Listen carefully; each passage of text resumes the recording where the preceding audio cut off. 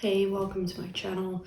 I'm a late diagnosed autistic human being from France, and I make videos about my own personal experience as a late diagnosed autistic person. And today I'm making yet another video on autistic burnout. I know. You must be tired of it by now. It's true that it's kind of all I think about in my life at the moment, because it is all-consuming, or at least it's like omnipresent in my life. So it is something I spend a lot of time thinking about, trying to find ways to make my life more comfortable, finding solutions, stuff like that, doing research on it. So it is something that frequently comes up on my channel. I totally understand if you get tired of it. I wouldn't blame you for not wanting to watch any more videos on autistic burnout, but maybe you're dealing with autistic burnout yourself and these videos help you figure it out a little more. So who knows? I mentioned in past videos that I suspected that I had been in chronic burnout for years. So in case you don't know, autistic burnout consists of at least 3 months, sometimes years, of mental and physical, emotional exhaustion. And it can involve other things like difficulties with cognitive skills, heightened sensory sensitivities, just a lowered ability to socialize, mask and all that, difficulties with executive functioning skills, difficulties remembering, focusing, just kind of like brain fog, so overall you just feel diminished. You feel like you're not capable of doing a lot of the things that you're normally capable of doing, and you feel a lot more tired, a lot more easily overstimulated, dysregulated. You have to stim more, you get more meltdowns or shutdowns if you get those. That's what autistic burnout is in a nutshell. I was doing research the other day on how different it is from neurotypical burnout, the burnout that we hear of most of the time. And it's interesting because neurotypical burnout, while it does have similarities with autistic burnout, is not as severe usually. It doesn't last as long, and it's more situational. I'm not an expert. This is like me summarizing what I learned while doing my research. So apparently it's more to do with like stress at work, for example, and like as soon as you remove yourself from those stressors, for example, you go on holiday, you change jobs, the symptoms of burnout tend to disappear quite quickly, so you recover faster and you don't have like long-term effects or chronic burnout like autistic people do. What characterizes chronic burnout is like how long it lasts over time.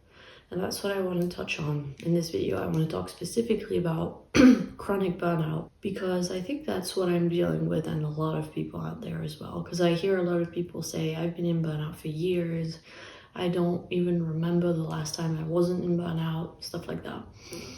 And rather than it being like just one continuous burnout, I think it is, well, that's kind of what it is. But essentially what I learned recently is that autistic burnout is a spectrum, and I had it wrong because I used to see it in a very black and white way. Who's surprised? I thought like you're either in burnout or you're not, and like this clear separation between being in autistic burnout, not being in autistic burnout, and like you're either in it or you're not. And it's not as clear cut as that, and also like it's more nuanced than that, because burnout is a spectrum, like a lot of things in life. There are different levels of severity, and that's not something I've heard people talk about. Usually we talk about autistic burnout and that's it. But I didn't really understand why for some people they were still able to work, and then some people said they couldn't even get out of bed. I was like, how could it be the same thing, And it turns out it's very much like depression, where you can have mild depression, moderate depression, severe depression, where mild depression, you're not quite yourself, but you can still, some people say high functioning or whatever. You can still get on with your life, you can still keep a job, you can still, but you don't feel quite like yourself. And then on the other end of the spectrum, if you will, there's severe depression where you're like in the depths of despair and you can't leave your bed and like you're suicidal or whatever. And it's kind of the same with burnout, apparently, autistic burnout specifically. Basically, what defines burnout, you're in burnout when it's not like, oh, you're in burnout when you can't get out of bed or blah, blah, blah. It's like the definition that I saw is when you notice that you're not able to function as you normally do. So as soon as you notice a drop in energy, in getting stuff done, and it's not something else like depression or like burnout can have similarities with depression, because obviously it can affect your mood, it can affect your sleep, stuff like that, your capacity to enjoy things. But to me, it's very different. I mean, I can clearly see in my head times in my life where I had autistic burnout and times when I had depression. If you notice that you're just able to function way less than usual, like you're a lot more tired, you have a lot more heightened sensitivities, you have a lot less executive functioning skills, and things start to pile up in your house and you can't get them done and stuff like that. Like that's a sign of burnout. You don't have to like be bedridden. That's where I think I didn't have a clear vision in my head of what autistic burnout is. And that led me to a conclusion, which is that I think I've been in chronic burnout for most of my adult life. And I already mentioned that in a video, but it was more like a suspicion that I had, whereas now I'm like pretty certain about it. It's not been confirmed by a professional or anything like that, but like good luck finding a professional who knows enough about autistic burnout. Yeah, like I'm pretty certain of it because I've essentially not been feeling like myself since I became an adult, since I left school, since I started living on my own. Sorry if you can hear my cat in the background. Since we moved here, he's been like the only thing he wants to do is go outside, because he's an indoor cat originally. But since we have a garden here, all he wants to do now is go out. But like, we're doing it progressively, so he gets frustrated every time we bring him inside the house, which I totally get, right? But that means he meows a lot, unfortunately, so sorry if that bothers you. So yeah, basically since I started living on my own, left my parents' house, had adult responsibilities, left school, had to start being a responsible adult, whatever that means, and started to untangle my past, my childhood trauma. It became very apparent to me that I wasn't able to keep up like everyone else. Like all the people I knew were getting full-time jobs and had, led adult lives, and they had shed their younger selves, and I still felt like I was still the child that I've always been, still liked the same things, still had, some behaviors from childhood, just like I felt like I was stuck in childhood. And so at first I thought it was trauma and stuff, but turns out it's part of my autism. But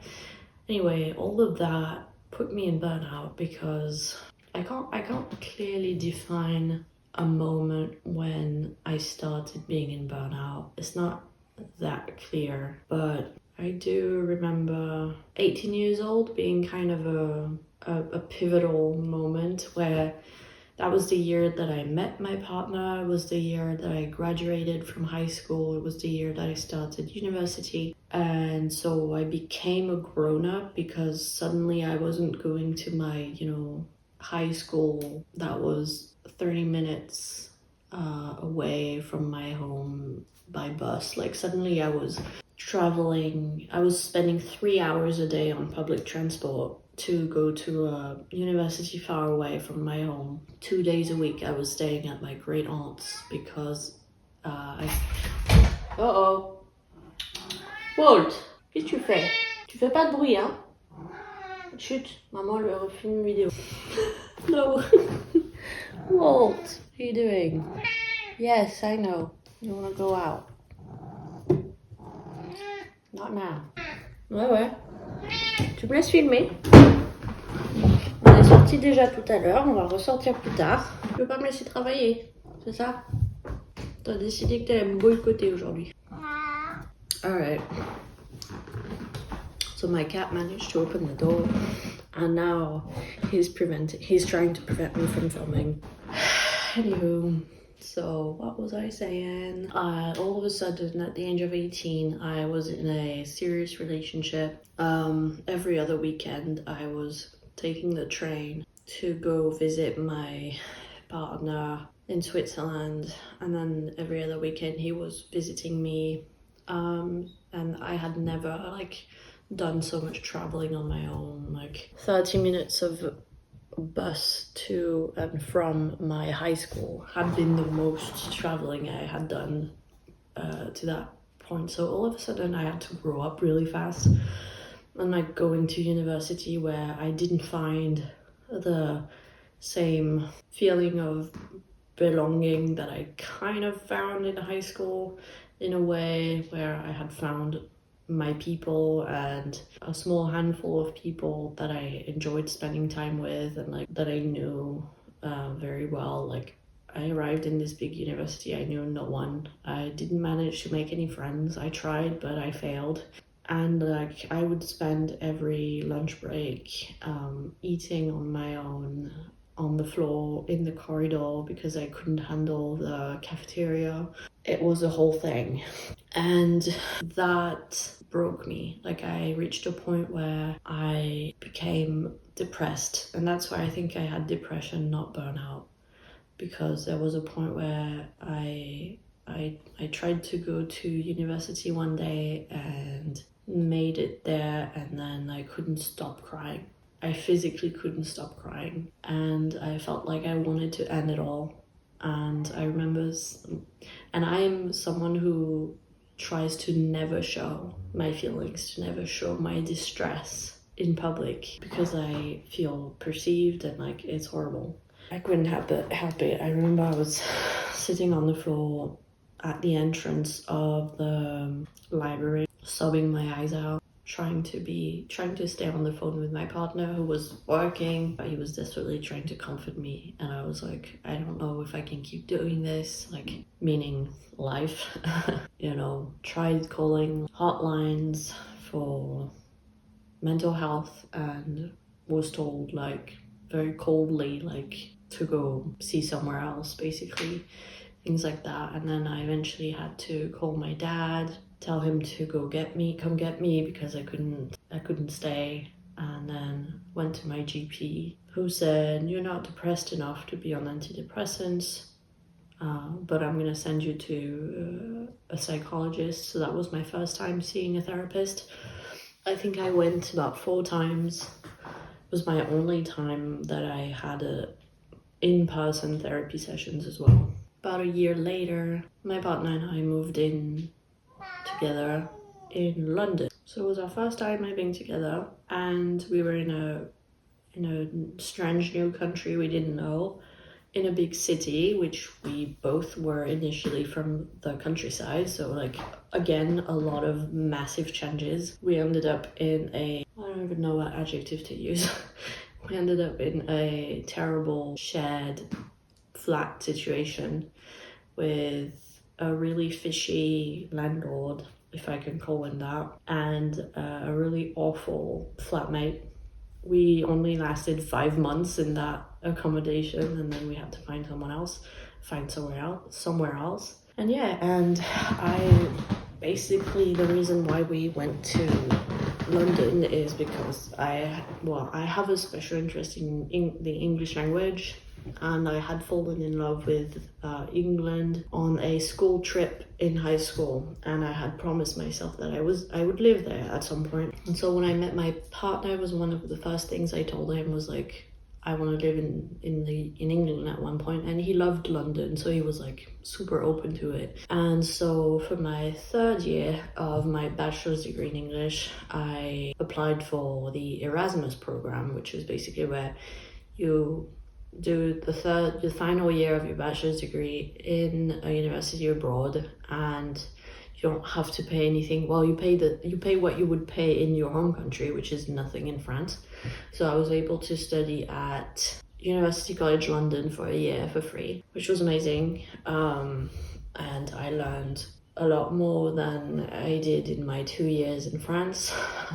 But that was a struggle too. I also I managed to make one friend who then left to study in Germany, I think, and I never heard from her again. She was from Lebanon, and she spoke French as well, so we got along really well. But that stopped all of a sudden, and that was the only friend I managed to make while studying in London. I remember that year we had a teacher strike that lasted a few months, which is really rare in the UK. It's something in France, strikes happen all the time. For public transport, teachers are like everyone's complaining all the time, everyone's on strike all the time, so I was used to it. But in the UK, it doesn't happen very often, so that was like a big event. 2018, in the spring of 2018, and that literally saved my life. And then we had snow as well, which meant that I couldn't go to school for a few days, which never happened any other year that I lived in London. So that was a very lucky year for me, because I was completely overwhelmed living in London, living on my own with my partner for the first time, going to university in such a big city, and I had classes that I was really scared of with really intimidating teachers. And I remember there was one history class, I think, where we had to do a presentation in front of the class in the middle of the city center, in front of a massive monument. So I would have had to speak in front of everyone, in the middle of tourists and stuff, in front of a monument. And I was like, I'd rather kill myself. I had told the teacher that I suffered from severe social anxiety and that I couldn't do it. And he was like, okay, let's meet after class one day or whatever. And I was so terrified of that, because I had no idea what to tell him. I didn't know if he was going to believe me. I was terrified of the social interaction. I didn't know him very well. I was really scared of him. I never had to do this because the strike started that day, and he was one of the teachers who did the strike. So I didn't go to university much for basically my entire second semester.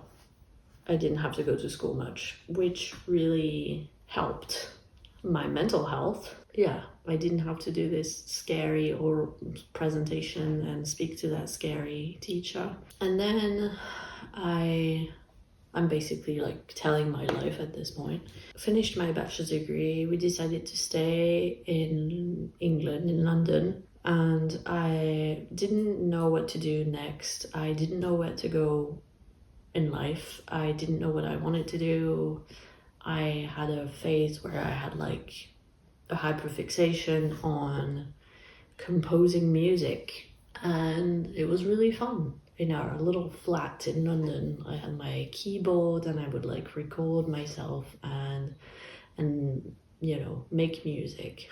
And I thought for a while that I was going to explore that path. I had started posting on social media, blah, blah, blah. And so I had decided to take a year off, not jump straight into a master's degree right away. And then I went to stay with my parents in summer without my partner.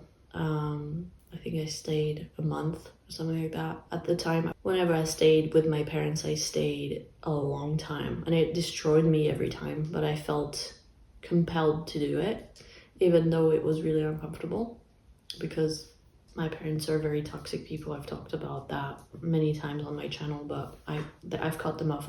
I've cut them off at this point, but at the time I was still very much enmeshed, you know. And so I visited them for a month in summer. So the summer that followed my bachelor's degree graduation, basically, somehow my mother pressured me into starting a master's degree in audiovisual translation at Roehampton University, which is a university just outside of London. And so that September, that's what I did. I started doing this master's degree, and once again, really stressful, having to travel to the university, back home, take public transport, have to be in classrooms with strangers. I knew no one. I wasn't close to any students. I wasn't close to any of the teachers. I wasn't able to make connections with people. So I always felt out of place. I felt uncomfortable. I felt like an alien. And I didn't really enjoy what I was doing in this master's degree. And my teachers were not inspiring either. They all seemed really out of it, and honestly, like, they didn't really believe in what they were doing, and they would constantly like say like how this was a waste of time because this industry was not great and like we would never be able to make a living doing it, and it was just very depressing. And so at the end of my first semester, so at the beginning of 2019, I believe, I decided to drop out. And like I had to borrow money for this master's degree. So I had a student loan. I was in debt at this point. And so my teachers didn't understand it. I even told in a past video, I told about that phone call I had with that French teacher who didn't know me at all. But like she was really frustrated with me dropping out for some reason. And so she really tried to discourage me to drop out. And like she even talked shit about what I wanted to do next and stuff like that. You know, she was very French, but that didn't deter me. My mother put immense pressure on myself to keep going, and it got to a point where I had to stop talking to her because it was too much. But I didn't have a choice, because you know how when you're neurodivergent, you can't force yourself to do something you're not interested in sometimes, which neurotypicals don't understand. But it's like your brain won't allow you to do it if it's not something you're interested in. Well, I reached that point of like, I was like, I don't understand what I'm doing here. I don't want to do this. And so I couldn't see myself doing another semester, even though I had a student loan and stuff. And to this day, I don't regret my decision of dropping out, but nobody understood it except my partner, who was like, well, I didn't understand why you got into that master's degree to begin with. So I dropped out. And then I was quite lost for a while. Started doing cat sitting, started giving French lessons. I started doing all these small jobs. I had been doing like freelance work basically since end of high school, start of my bachelor's degree. I was doing like freelance work online, subtitling, translating, copywriting, stuff like that. And so then I started doing cat sitting as well, like pet sitting in general, dog walking, dog sitting, teaching French to people. And I was putting all that immense pressure on myself to work, because I was like, if I'm not gonna be a student, I need to work, because that's what society had like drilled into my head, was like, you're only worth anything if you work. So I was putting immense pressure on myself to do all these things that were causing me a lot of stress, because it meant I had to do a lot of socializing, so I had to mask a lot. I was really struggling, I was really stressed, and then I would feel bad about myself on top for not being able to handle it, because it seemed so easy. Like, why would I not be able to handle it when everyone else could? Like, I had this obsession about like how my partner had a full-time job, so I should be able to have a full-time job as well. And so I went through phases of desperately trying to get a full-time job, applying for jobs, doing job interviews. Most of them failed. I even had like an epic one where I had to go to the city center to do an in-person job interview for a job for a geek merchandising shop. It was terrifying, and then afterwards they were like, you didn't seem like you wanted the job, which now I know is because of my facial expressions, because I'm autistic, but at the time I was like, can I do something right, or am I gonna mess up everything, you know? So yeah, put immense pressure on myself to work as much as possible, even though I was already in burnout at that point, is what I'm trying to get to, basically. I started doing another master's degree in creative writing. This time around it was distance learning. I did it through the Open University, so I could study from home at my own pace. We never had like in-person classes or even like calls or anything like that. It was all, we had a forum, an online forum, and all of our study materials were online, and then there were books as well, and all the interactions we had between students and with tutors were through writing online, which a lot of people complained about because they were like missing the human connection, you know.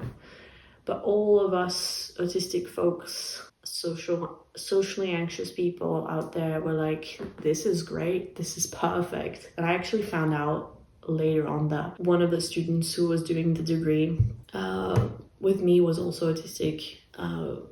So yeah, that was a fun little anecdote, but that was perfect. It meant I didn't have to see anyone, I didn't have to talk to anyone. I was studying something I was genuinely passionate about, because fiction writing was one of my special interests. I could write about anything I wanted, you know, so that was awesome. And I did finish that master's degree, but I didn't do it as well as I would have liked, and that was partly due to burnout. And while I was doing that, I was still pushing myself really hard to work, to make money. I was focusing on healing my childhood trauma. I was dealing with, you know, cutting my parents out and then talking to them again and getting hurt again and like cutting them out again. And, you know, that takes up a lot of mental space. And it's really hard emotionally. So I was doing all of that, and then during COVID in 2020, we were like, we're tired of being in London, let's leave, let's go traveling. I'm back, I just had lunch. Let me try and remember what I was talking about before I left. My partner and I were like, let's go traveling. That's what we had been wanting to do for a while. And then we were stuck in our London flat for 4 months because of COVID, and that was kind of like a trigger for us to go. And so we left our London flat, took all of our stuff, and our 2 cats traveled all the way to my partner's parents' place in Switzerland with their help. And then we were a bit delayed. We weren't able to start our trip right away, so we had to stay at my in-laws for about 4 months, which created a lot of tension. I wasn't doing too well mentally, and I think the fact that for 4 months I had to mask every day basically because I lived with my in-laws, that was like a lot. I don't even know how I survived, but like, yeah, there were some really, really bad moments where I had meltdowns basically. And I didn't know they were meltdowns, and they didn't know they were meltdowns, and so they had a pretty bad opinion of me at that point. They thought that I wasn't such a great person, and like that created a distance between me and my in-laws. It like really wounded our relationship, and it took, you know, it's been 4 years, and you know, it took a really long time for us to be as close as we had been before that. But I definitely know that it wouldn't have happened if I hadn't lived there for 4 months basically. It was too much. It was really intense. And I was still working on my master's degree at that point and trying to figure things out. So that whole time, basically from the moment I saw my first therapist when I was 18, all the way until now, I've basically seen at least one therapist a year. And I was trying desperately to figure out why I was struggling so much. It helped me understand a lot of things when it comes to my parents and my trauma, but none of the therapists I saw could put their finger on autism. I had to figure that by myself, like a lot of us do. But so I was constantly seeing different therapists, working on my master's and trying to work and make money on the side.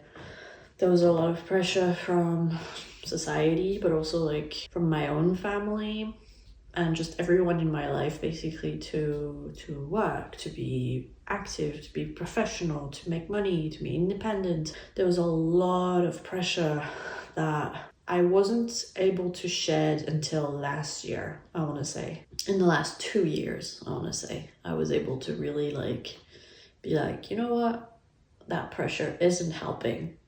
If I could do more, I would. For a very long time, that pressure really hung over me and pushed me really hard to do things that weren't good for my health, basically. So we traveled for about a year. We were traveling across Europe, went all the way to Romania. I think that's the farthest we went. Romania to the east, to the north of Poland, by the Baltic Sea, Czech Republic, Slovakia. I'm really bad with names of places and stuff, so we went to Europe. We also did a good chunk in France, in Italy. So yeah, we traveled a great deal, which was really cool. But that was yet another challenging thing for my brain, my autistic brain, because we were going to a different place every month, which doesn't sound like a very fast pace. But for me, it was like having to adapt to a whole new place every month. I was basically never able to relax, never able to be comfortable. For example, we just moved from the UK to France, and it took me a good month in this new place to feel somewhat regulated again, and to not have suicidal thoughts and be ridden with depression and feeling like I'm constantly anxious. And it took me a good month to find my footing. So just being in a different place every month, it was not possible for me. So we probably would have traveled longer if it hadn't been for my struggles with change. I remember that turning point for me was October 2021. So 3 years ago was when during that month, I remember we were in Romania. We were in Sibiu, which was a really beautiful city. We were in a nice little cozy Airbnb, and I was working on preparing for NaNoWriMo, which is National Novel Writing Month, which is during the month of November. You're supposed to write a 50,000 word novel within the span of a month. And so I was preparing for that. And that was when we decided to, we had a conversation with my partner, and I was like, I can't do this anymore. We have to settle down somewhere. And we decided to go back to the UK. That's when we made that decision. And that same month that we were there was also when I first watched Love on the Spectrum. And when I first was like, it's funny because I'm not autistic, but I see myself a lot in these women on the show. And 2 years later, I was in the process of getting my autism diagnosis. So that was a starting point for me. Before that point, I had never even heard much about autism, to be honest. So that was really a really important turning point for me, that month of October 2021. And then so we ended up going back to the UK in the spring of 2022. We settled down again, and that was a huge relief. And during those almost 2.5 years that I was there, I was able to work a lot on my trauma, cut ties with family again, dealt with a lot of grief, lost my great aunt, and got my autism diagnosis. So that happened while I was there. It was a really important chapter in my life. Even though it was really difficult, I don't think I would have been able to figure all that out if I hadn't been in a stable, predictable environment for that long. Like I really needed it. I really needed that stability. That was the first time since becoming an adult that I really felt like I was in a good, even though like I talked a lot about how our landlady was really bad and stuff. Despite that, it was still like the best place that we had been in for me mentally. So that summarizes basically my entire adult life so far. I'm 27 right now. During this whole period for the last decade, basically from when I was 18 until now, I have felt like not myself. And I think for a good portion of that decade, I have been in autistic burnout. I think I've been in chronic burnout where it goes up and down, if you will. There's always like a sort of baseline, and sometimes it gets worse, sometimes it gets better, but I never really recover because I have never, until I got my diagnosis, I had no idea I was autistic, obviously. And I didn't know I was struggling with burnout, and so I never really took the time to properly recover and look after myself because I didn't know what my needs were, basically. Why I was so frantically searching for answers was because I was unknowingly dealing with the effects of burnout, and I thought they were health related. I thought it was to do with the fact that I'm vegetarian. I was always, just obsessively researching health things and thinking that I had this or that, and then thinking that I had a variety of mental health, issues. I think I spent all that time trying to figure out what I was dealing with because I was in burnout and I didn't know it. And it stemmed from the fact that since becoming an adult, life has been too much for me. I just haven't been able to keep up with any of it. I'm not able to keep up with maintaining a job while keeping a clean and organized house, while staying physically and mentally healthy, while dealing with all my trauma, while nurturing the relationship I have with my partner is too much. And I'm now coming to this realization. For a long time I just didn't want to believe it. I kept convincing myself that I was just not good enough because obviously everyone else was doing it, right? I had no idea there were other people struggling like I did. I thought I was just a loser, a failure.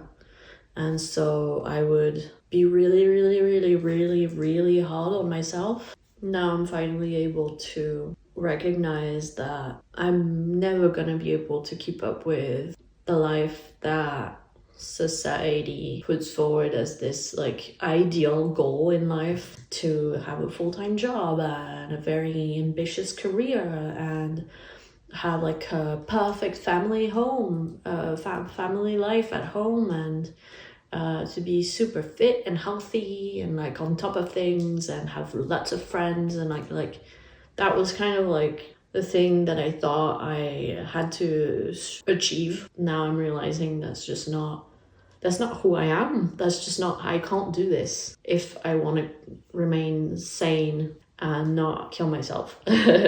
And it feels like I'm reconnecting with my younger self, with my child self, with my teenage self, because my child and my teenage selves didn't care about that stuff. I wasn't an adult yet. I didn't care about, I didn't have all the societal pressure. There's more freedom to kind of be yourself when you're younger. And I didn't give a shit. I was just focusing on my special interests, and I didn't care about anything else. I wasn't particularly interested in having friends. Like, I was just doing my thing, you know?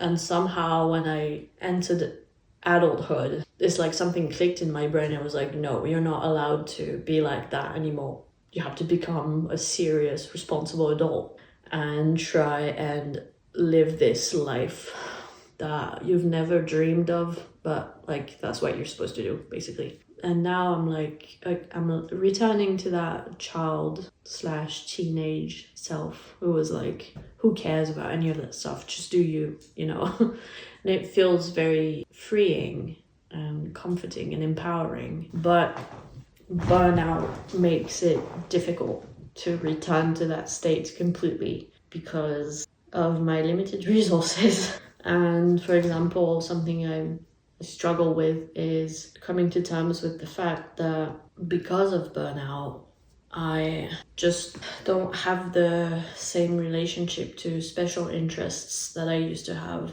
Special interests used to be my whole life. They were the obsessive special interests that you hear people talk about when it comes to autism. I could spend hours, entire days, you know, focusing on writing stories, on deep diving into the work of a specific actor or filmmaker. I could spend hours watching the director's commentary on my favorite shows. I could spend hours researching a topic I was passionate about. I could spend hours playing a specific game I was obsessed with. I could spend hours working on building a website for the horse farm that I had started with my dad. Like, all of these passions I had, all of these special interests, they were my life force. It's not that I don't have special interests anymore. I definitely do. Like, my latest one that I've had this past year has been autism, and that's all I think about and stuff. But it's just not the same. I guess it doesn't. It's still something that I'm obsessed with, and that takes up most of my time and thoughts. And it brings joy, definitely. I'm not saying like I do it, but I don't like it. Like, it brings joy, but it's just not. I just don't get that excited passion, enthusiasm that I felt when I was younger. And maybe that's because I've grown up, but I hear a lot of autistic adults talk about that feeling. So I think it's still possible to experience that as an adult. Maybe I just need to find a new special interest like that, but I think it's just because of burnout that just my ability to mentally connect with something on a deep level has been diminished.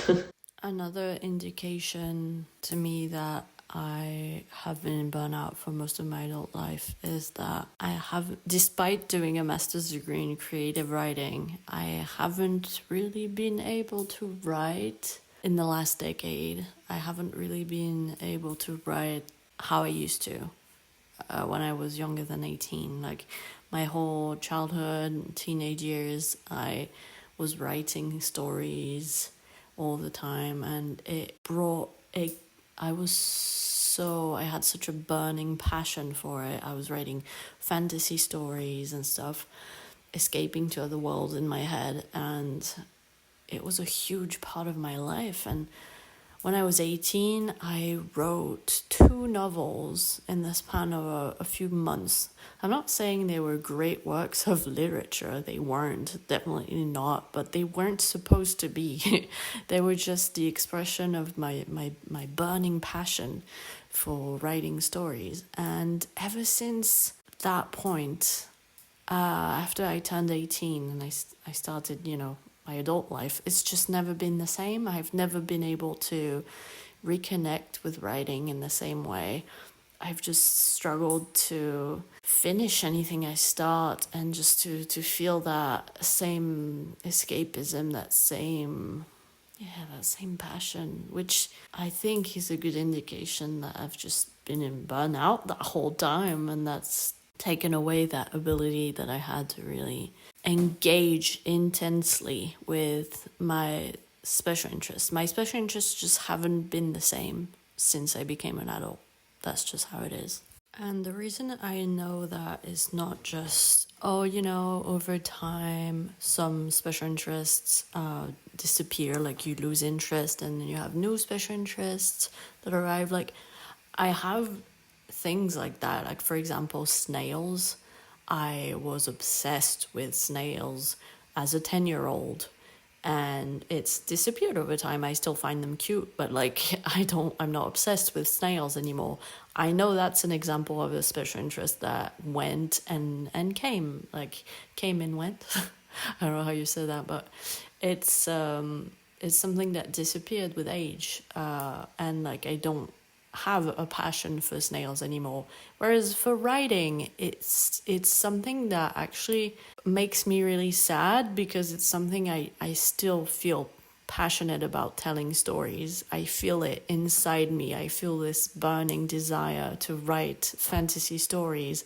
I think about it all the time. It's always on my mind. I'm always like, I wish I could do this. And every time I try, I struggle with it. So it's not something of like, I just lost interest. It's the same with playing piano. I used to be obsessed with playing piano.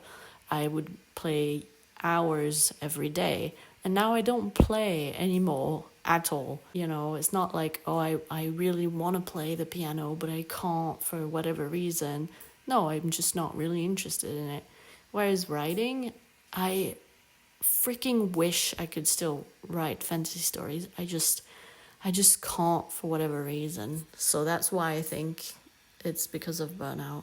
All that to say that I think I've been in chronic burnout for years, for a decade maybe, ever since I left high school and I became an adult. And also something that I didn't consider is that burnout can build up gradually, because burnout basically is caused by too much ongoing stress, whether that's from masking, sensory overload, trying to fit neurotypical norms. There was also an element of like spending the first 20 years of my life living with a family who didn't accept me for who I am. I don't think it was much of an issue when I was a kid, because I didn't care at all. I wasn't masking as a child. I didn't care at all what people thought, well, that's not true, but you know what I mean. Okay, I was just unapologetically myself. I suffered from that, from being rejected, obviously, but I was not masking much as a child. But obviously, as I got older, I became more, I guess, sensitive to rejection. And so I started masking more, especially within my family. I wasn't able to be myself in my own family. Whenever I would obsess over a special interest, I would be too much, or, unless it was something that my parents were also passionate about, and then they wouldn't understand. Otherwise, like, I was annoying. Whenever I would stim, it wasn't alright. It wasn't accepted, and it was also annoying. All my social struggles were not understood. There was no compassion towards that. So I just had to push through it and like make an effort, and like I was never doing enough basically. Whenever I had meltdowns or sensory overload or just exhaustion from masking or whatever, I was seen as a troublemaker, or I was being annoying, or I was constantly being punished for just being myself basically. And there wasn't any understanding, there wasn't any compassion, there wasn't any tolerance.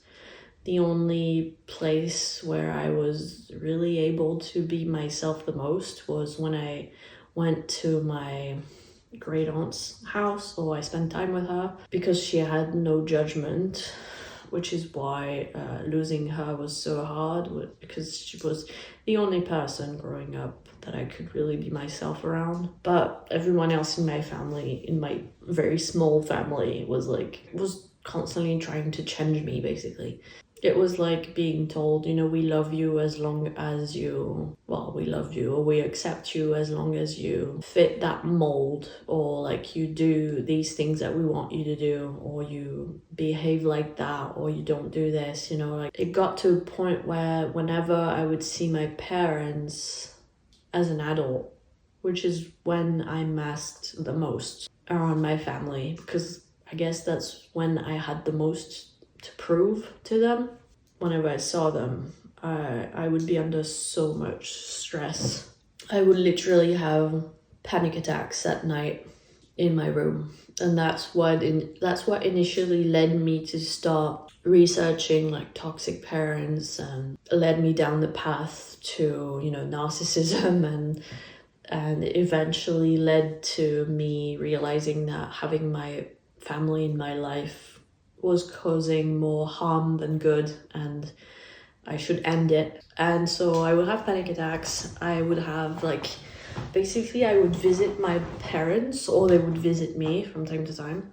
A few weeks beforehand, I would feel so anxious, and I would think about it all the time, and I would try and prepare myself as much as possible, trying to make everything as perfect as possible. And I was projecting a lot, I was idealizing a lot, I was in denial for a lot of things. I was basically projecting onto them the parents that I wanted them to be. And every time I spent time with them, I was reminded that they weren't like that, that they never would be. And so when the time came that I went there, or they came to me, like, I was so anxious, so anxious. I remember the last time my mother visited me was in October 2022, 2 years ago. And I was waiting for her at the airport. I was in such a state of anxiety. I don't even know if I can describe it. Like, I thought I was gonna faint, essentially. I had to sit down because I was shaking so much. I felt faint. I felt like I couldn't breathe. And then when I was with my parents, I would be exhausted. I would be on edge constantly. I would become extremely irritable. I would become like, they would bring out a version of me that I didn't like, and I never felt like I could be fully myself around them. And I was like, there was like a cognitive dissonance, because everyone, you know, in this society, family is portrayed as this perfect thing, that like that safe place that you can always come back to in when life gets too hard or whatever. Like, and I never experienced that. To me, that was the one place I didn't want to go to when I was struggling, because I knew I wasn't going to receive the understanding and compassion that I needed.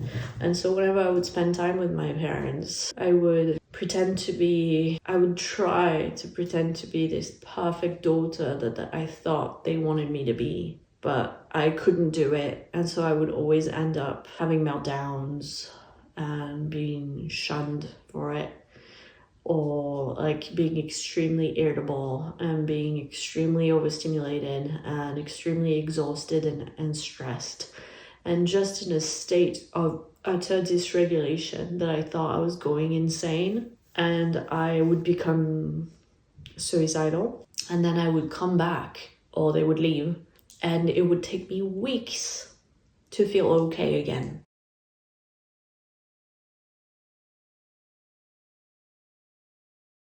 And I thought there was something so wrong with me for experiencing all that. I was like, it's not normal to experience this, you know, when you see your parents. Like, I shouldn't be experiencing this. I didn't understand what was going on. That, on top of everything else, added more stress on top of stress, on top of stress, on top of stress. And burnout has a cumulative effect where there's only so much you can take until like the bucket is full, and then it starts to overflow, and that's when you get burnout.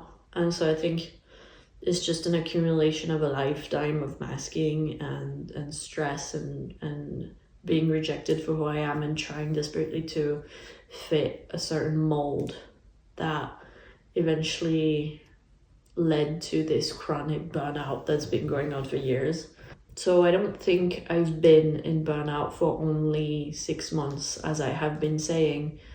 I think it's been going on for much longer, because I've had multiple periods where I was like, why am I so tired? Why am I so struggling so much more than usual? Blah, blah, blah.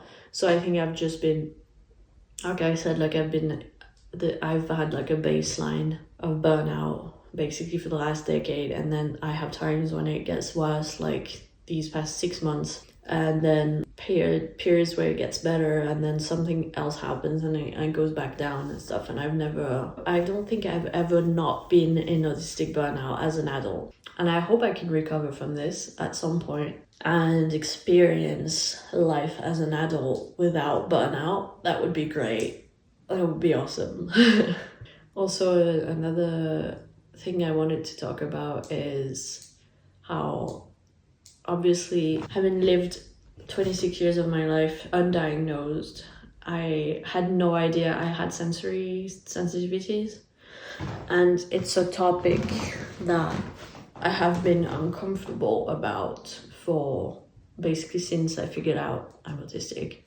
And I know I've talked about it many times. I even made a dedicated video all about my sensory sensitivities. So I definitely know I have sensory sensitivities, but it was the one aspect of my autism that I struggled with until recently, because I always downplayed it. I always minimized it. I was always like, I don't think I really have sensory sensitivity. Even though like I have like a whole list of sensory sensitivities that are obviously like specific to autism and like not everyone deals with. But I think I spent so long not even suspecting that I might have a different sensory experience to everyone else, that it's just taking a long time for my brain to register it. You know, I hear some autistic people being like, you know,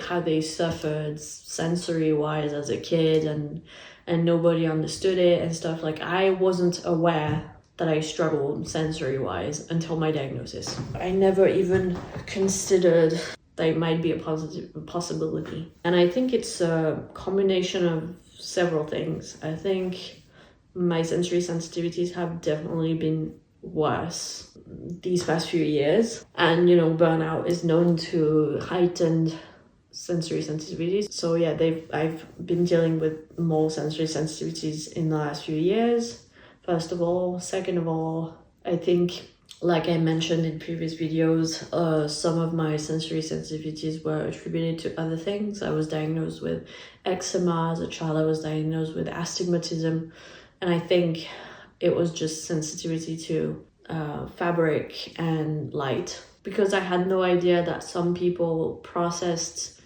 sensory input differently. I had absolutely no reason to believe that it could affect me. So I think it affected me without me knowing it. Like, for example, I always preferred dim lighting, even as a child. It wasn't so much that I was aware that my eyes were sensitive to bright light. It's just that I knew that I preferred dim lighting. And that was the only lighting we had at home, because guess what? At least one of my parents is also autistic. You know, it wasn't like I could say like to people like I am sensitive to light. Even if I was, it wasn't like I couldn't put it into those words, you know. Same thing with noise, sensitivity to noise. You know, I would get overwhelmed in public places. I would get overwhelmed when there was lots of people, but I wouldn't think like, oh, it's because of the noise, you know, because like I had no reason to believe that noise could be an issue. You know what I mean? So yeah, for a long time, I didn't even consider that I could have like sensory sensitivities. And even after I got my diagnosis, for a long time, I was like, almost like uncomfortable with the topic, because I was like, I don't think I really have sensory sensitivities, or I have them, but like it's not as it's not as serious as other autistic people.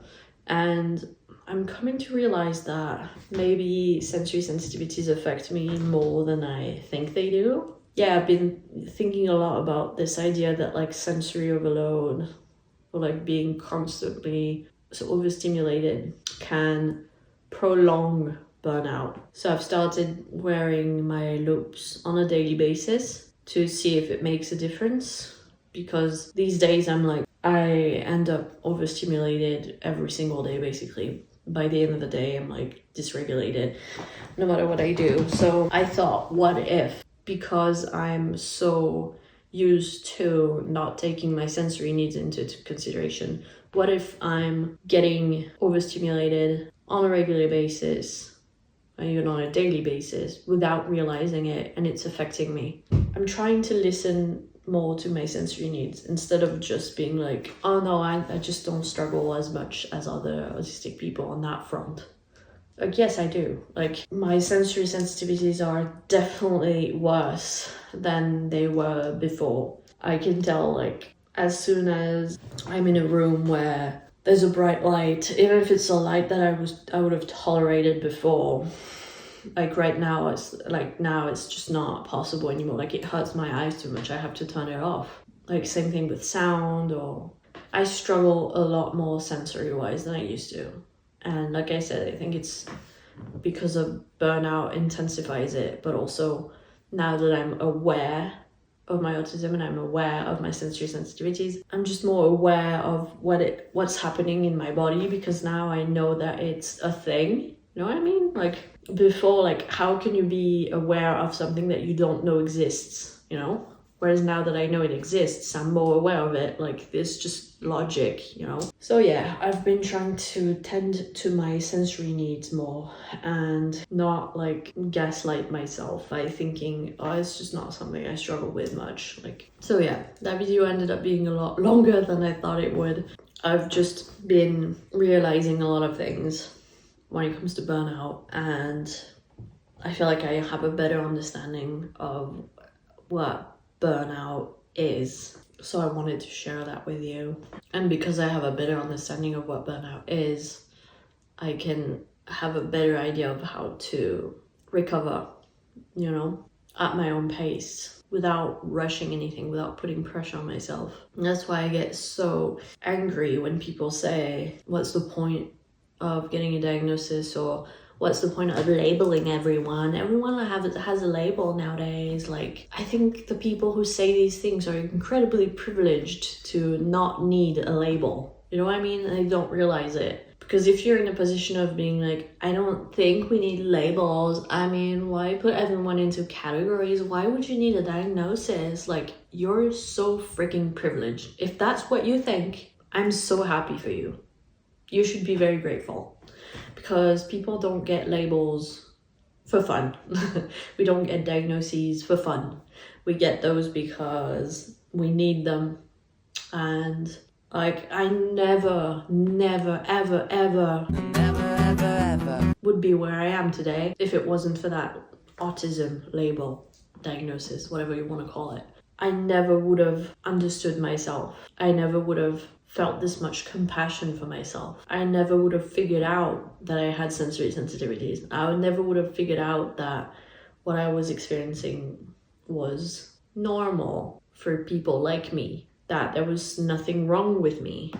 I never would have understood any of that if it wasn't for that label. And I grieve for the countless autistic people who came before us, who didn't have that knowledge about themselves, who didn't have that label, who couldn't get diagnosed, because I know what it's like to go undiagnosed for 26 years. And honestly, I think I'm very lucky, because I'm one of the autistic people who get diagnosed earlier in life. Like, 26 is nothing, honestly. Like, there are people who don't get diagnosed until they're 60, 70, 80 years old.